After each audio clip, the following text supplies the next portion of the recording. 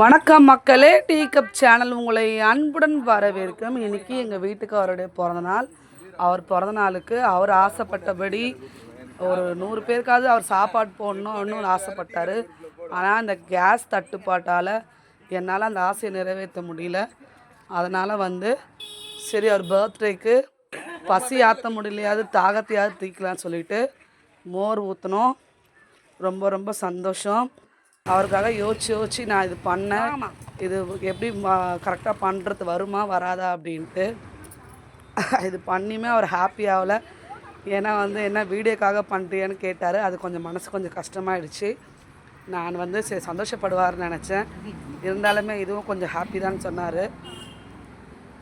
நிறைய பேர் எல்லாருமே வண்டி நிறுத்தி அவங்க தாகத்தை தணிச்சாங்க. இதை பார்க்கும்போது ரொம்ப சந்தோஷமாக இருந்துச்சு.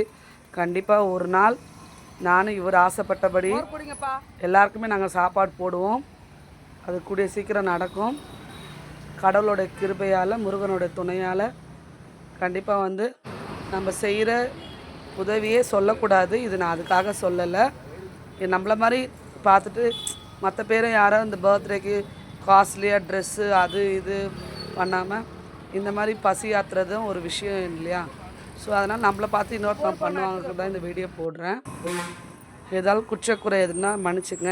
எனவே என்னங்க, ரொம்ப ரொம்ப ஹாப்பி பர்த்டே. எப்போவுமே சந்தோஷமாக ஹாப்பியாக இருக்கணும். ஏன்னா உழைச்சிட்டே இருக்கிற பர்சன் இவர்.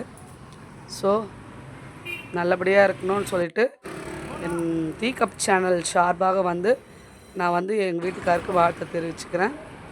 ரொம்ப ரொம்ப நன்றி. தேங்க்யூ.